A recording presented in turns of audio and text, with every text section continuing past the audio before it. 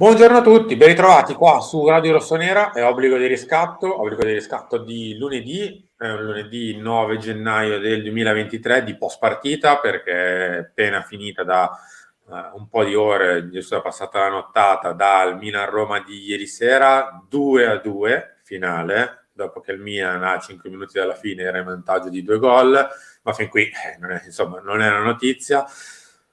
Oggi facciamo un obbligo di riscatto un po' diviso a metà, ovviamente parleremo di quello che è successo ieri sera e un po' di quello che speriamo possa accadere nei prossimi giorni tra possibili, speriamo, notizie di mercato e soprattutto qualcosa legato ai rinnovi di contratto, soprattutto Isma Benasser. Enrico Boiani, ciao. Ciao, buongiorno a tutti, ben ritrovati. Buongiorno anche a te, buongiorno a tutti quelli che ci stanno seguendo, che invito a mettere like e a seguirci perché tanti di voi A non mettono like, B non ci seguono. Dai ragazzi, basta un click, veramente basta semplicemente un click, come bastava Henry ieri, essere un po' più attenti negli Bastava ultimi un 5 click, minuti. direi. È il primo Ma gol subito, credo. bastava forse un click, sì. Una partita dove il Milan, diciamo così, si è messo di... Pensa che fino all'85esimo il Milan mi era veramente piaciuto. Adesso Anche a magari me. tanti no. Però si era messo lì con calma contro una squadra che si era chiusa, piano piano, senza farsi prendere dalla fretta. Si era messo lì, un'occasione, poi la seconda, poi il gol, poi ne aveva costruita un'altra mezza, alla seconda altra mezza occasione aveva raddoppiato. Da grande squadra, senza fretta, senza frenesie, si era messo sul 2-0 a 5 minuti dalla fine. Poi è successo quello che è successo, insomma, le cause adesso le proviamo a capire quali sono state, però Sono buttare via 2 punti così è male. Per me le cause sono tante, Simo, sono tante. Dispiace molto aver buttato 2 punti del genere perché è vero che mancano tante partite, perché ancora non è finito il girone d'andata, ok che il Napoli è campione d'inverno, però ancora il girone d'andata non è finito, quindi mancano ancora tantissime partite, ci credevamo a -8, ci crediamo naturalmente a -7, con la piccola differenza che di mezzo adesso c'è anche la Juventus che insomma, mentre cala la notte, credo qua dove sono io. Dicevo, ci credevamo a -8, ci crediamo anche a -7, è rientrata di mezzo la Juventus perché a pari punti con noi e gioca con Napoli la prossima giornata, quindi quella sarà comunque un'occasione da sfruttare in cui dovremo prendere punti o a uno o all'altra. Io credo che ci sia un insieme di cose. Partendo da adesso, ripeto, ognuno ha la sua piccola parte di colpe, secondo me. Partendo dai cambi di Pioli, che magari non sono stati cambi eccezionali in quella situazione di partita, però quelli a disposizione ha e quindi non è che può inventarsi il coniglio dal cilindro. Sì, magari qualcosa di diverso, magari non cambiare addirittura, però sono tante partite in pochi giorni, quindi nel senso io non mi sento neanche di dare tutte le colpe a Pioli, così come non mi sento di dare tutte le colpe alla società, perché è vero che quelli ha, però è anche vero che comunque degli acquisti li avevi fatti, comunque su dei giocatori avevi puntato nuovamente, penso a Rebic, penso a Orighi, penso ad altri giocatori su quei punti che magari non ti ripagano come dovrebbero. Così come credo che in una delle due pallenature finali il portiere titolare, che è fuori col polpaccio da 5 mesi ormai, su una delle due perlomeno esca alto e la vada a prendere e stia giù un minutino. Sono tante le cause. Io la maggiore differenza, ecco, principale che vedo dal Milan dell'anno scorso è che questa squadra, se non ci sono entrambi in campo, Benasser e Tonali, fa molta fatica a stare in campo, fa molta fatica a giocare, molta. L'anno scorso ne avevi 3, hai perso un centrocampista che nel suo ruolo era nei top 3, se non nei top 5, se non vogliamo esagerare, diciamo top 5 al mondo, che era che sì, l'hai perso e in quel ruolo lì del suo calibro poi lasciamo perdere adesso lui come sta giocando, del suo calibro non l'hai sostituito. Quindi questa è la mia analisi di ieri. Ci sono tante cause, tanti fattori, tutti hanno colpa, che significa anche che in realtà nessuno ce l'ha più di tanto, è un insieme di cose, e questo è. Ma guarda, anche per me, per farla molto breve, è un piccolo concorso di colpa di tutti, e per questo che magari in realtà servirebbe un piccolo passo indietro da parte di tutti senza dire colpa mia, perché credo che nessuno abbia delle colpe principali, ma che tutti abbiano delle piccole e grandi colpe.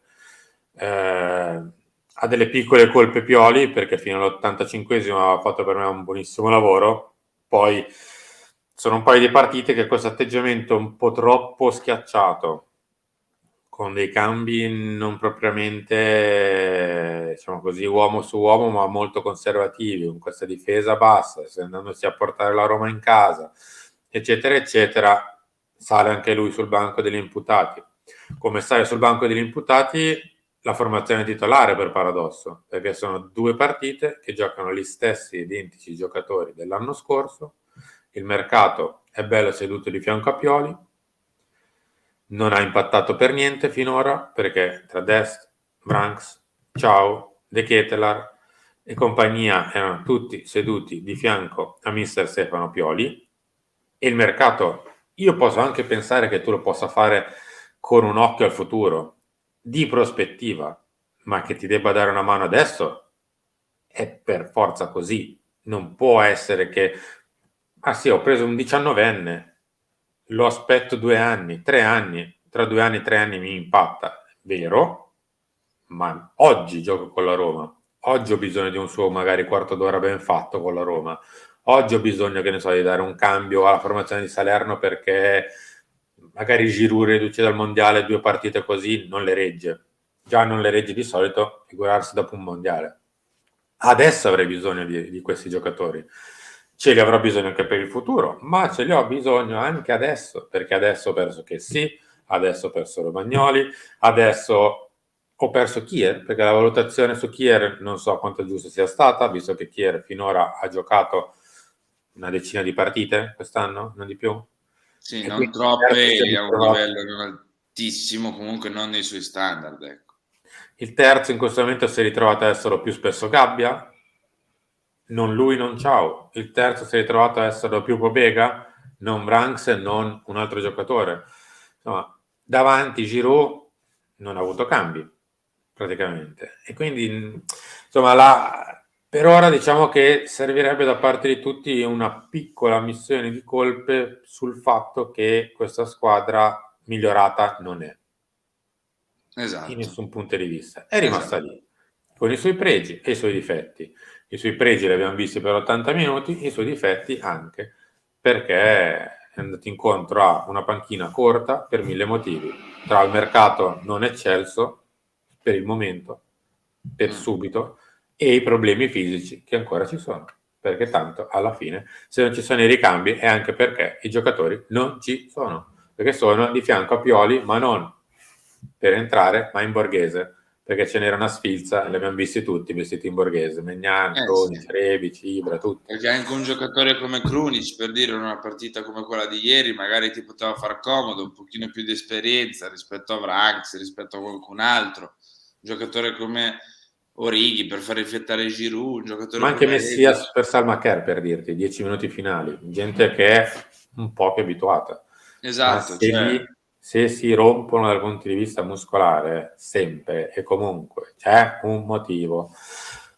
Ma va bene. A proposito di mercato, caro Henry, visto che questo in teoria è proprio obbligo di riscatto, eh, come detto, servirebbe anche fare una piccola valutazione su quello che è successo e quello che dovrà succedere. Per ora il mercato non è impattato per niente, veramente per niente, perché Dest, Ciao, Ranks, De Ketelaar, vabbè, Florenzi, povero, lasciamo perdere che si è fatto male, il riscatto di Messias, forse me ne Orighi. dimentico qualcuno, e Orighi, bravo.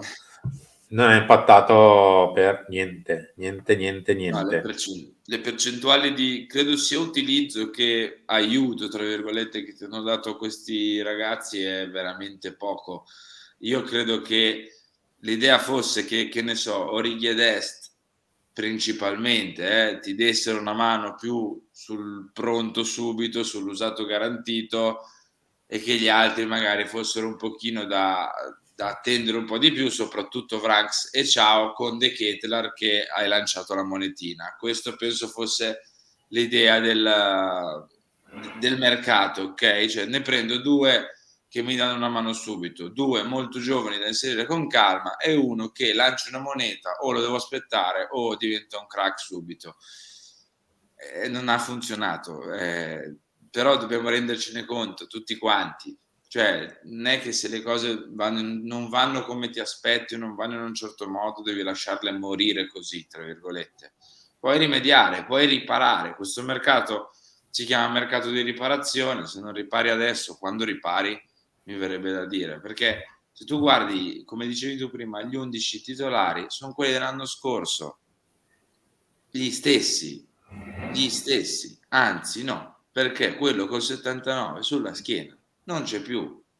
E che vi piaccia o non vi piaccia, tornava dalle Olimpiadi a sistemare tutto e poi non ha sistemato una beata nulla, per essere edulcorati, però era uno dei migliori 3, 5, 7, 9, scegliete voi la cifra, al mondo nel suo ruolo. E quest'anno non c'è, e sei rimasto con Benasser e Tonali, che per carità stanno facendo un grande lavoro, ma forse qualcosina dal punto di vista del livello del giocatore, non solo una giovane promessa, ma il livello del giocatore, le famose categorie, che è una delle poche cose giuste che dice l'allenatore di quella squadra là, bisogna farla qualche considerazione. No, perché Henry l'abbiamo visto qualche ora fa, cioè Benasser esce perché rischia il secondo giallo, giusto? Perché era ammonito e ha quasi un arancio in Esagera testa. Tonali con Lecce. Tonali non ci sarà con Lecce, Pioli si gira e ha Pobega e Vranks. Ora, se ha il mister Pobega lì davanti alla difesa, l'ha provato qualche volta, a me non gli piace, ragazzi, non so come dirvelo, non gli piaceva Non 2 l'ha anni fa, neanche messo non gli ieri, piaceva tra l'anno l'altro. scorso e quest'anno ce l'ha messo 2 o 3 volte e da novembre non ce l'avevamo più visto, anzi novembre, da ottobre, da fine ottobre non ce l'avevamo più visto lì, però magari mi sbaglio io. E Vranz per ora ancora da titolare lì non l'abbiamo visto. L'anno scorso si girava e faceva il quarto d'ora finale Benasser, oppure quando rifiattava faceva il quarto d'ora finale Tonali. Quest'anno lo fa Povega, che con tutto il bene per Tommaso, che è un bravissimo ragazzo, ma non è a quel livello lì purtroppo. Tra l'altro ieri Pobega entra e non va neanche in quella posizione lì, se ci Tra l'altro. pensi, perché entra al posto di Ibrahim e infatti va a segnare con l'inserimento che fa sulla palla di Leao. E c'entra Vranks in quella posizione lì, ma tu l'anno scorso hai Benasser, Kessie e Tonali che giocavano quando giocavano tutti e tre, soprattutto verso la fine dell'anno, e quest'anno ti ritrovi quando non c'è Benasser con Tonali, sì, però con Vranks che è sempre un ragazzo di 19-20 anni che dovrà e deve per forza di cose crescere, e Pobega che è sempre un ragazzo giovanissimo che viene da 2 prestiti, uno allo Spezia e uno al Torino. Cioè, l'anno scorso avevi Frankie Annick che sì, che ci starà sulle balle a tutti quanti per come si è comportato, ma era Frankie Annick che sì. Ma non lo dico io perché sono una vedova di Frank e sì, che è così e non me ne frega niente se a voi non sta bene. Lo dice Pioli perché anche nell'anno in cui Frank Annick e sì doveva tornare dalle Olimpiadi e non ha sistemato niente, lo schierava in campo, sempre, 90 su 90. Siamo arrivati quasi in chiusura, Henry, perché insomma, al di là di tutto, questo è anche obbligo di riscatto. Un punto sui rinnovi lo facciamo veloce, perché tanto alla fine le novità sono di qualche ora fa. Ismail Benasser è praticamente arrivato alla firma, nel giro di 24-48 ore va a siglare definitivamente il rinnovo di contratto, passa a guadagnare circa 4 milioni a stagione, passa ad avere una clausola sulla capoccia di una cinquantina o poco più di milioni attivabile dal luglio del 2024, quindi non da questo luglio ma dal prossimo, e quantomeno abbiamo messo una parola fine A alla situazione del rinnovo di Isma, B alla moria di giocatori che vanno via a zero, e quindi almeno qua ce l'abbiamo fatta. Molto bene, molto Ma non bene. è che Henry possa essere cattivo anche qua, perché Beh, ormai stamattina siamo un po'... vai. I soldi, bastava i soldi, era semplice. Isma chiedeva 4, 4 e 4 ha preso. Leo chiede 6,5, 7, 6,5, 7, basta avere i soldi, glieli dai, la gente firma, non è difficile. Se No, no, pensi ma che è questo così. giocatore sia forte, chiede 4, lo paghi 4, semplice. No, no, ma è così, cioè, è molto semplice. Così come per comprarli servono quelli, per tenerli servono quelli. Cioè, il calcio è così, anche Non perché è che è poi servito molto, cioè, abbiamo fatto 8 mesi, io offro 3, no, chiedo 4, no, offro 3, io chiedo 4, offro 3, 2, chiedo 4, 3, 5, chiedo 4, offro 4, va, firmo. Non è difficile. Ragazzi, se continua a chiedere 4 dopo 7-8 mesi, purtroppo quello è, o ti abbassi, o no, ti più che alzi tu. altro, cioè, un giocatore che vince il campionato col Milan da protagonista e che nella stagione successiva è palese a tutti, perché i giocatori non è che vivono in una bolla, i giornali li leggono, le cose le sanno, quei compagni parlano. Il giocatore che diventa così fondamentale e chiede 4 e gli dai 4.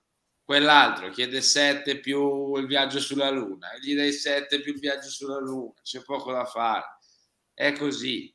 Forza, su uno sembra che sia... Io finché non lo vedo con la maglietta 2027 comunque Dai, no, Isma ce l'abbiamo fatta forse, cioè, senza forse, ce l'abbiamo uno è fatta. fatto, quell'altro aspettiamo, se si mettono d'accordo i 12 attori coinvolti in questa situazione, magari arriviamo a chiudere anche quello che ieri ha fatto assist. Henry, grazie. Noi ci ritroviamo tra pochi minuti per Chiama Milan. Ciao. Poi oggi è un classico lunedì di Radio Rossonera. Quindi tornano tutti gli appuntamenti con Lancia alle 13, il Talk alle 16, Filo Rossonero delle 19 e alle 19:10 Mister Emanuele Bottoni per la stanza di Bottoni. Quindi grazie per essere stati qui con noi, grazie a te Henry e alla Ciao, ciao, prossima. ciao. Ciao.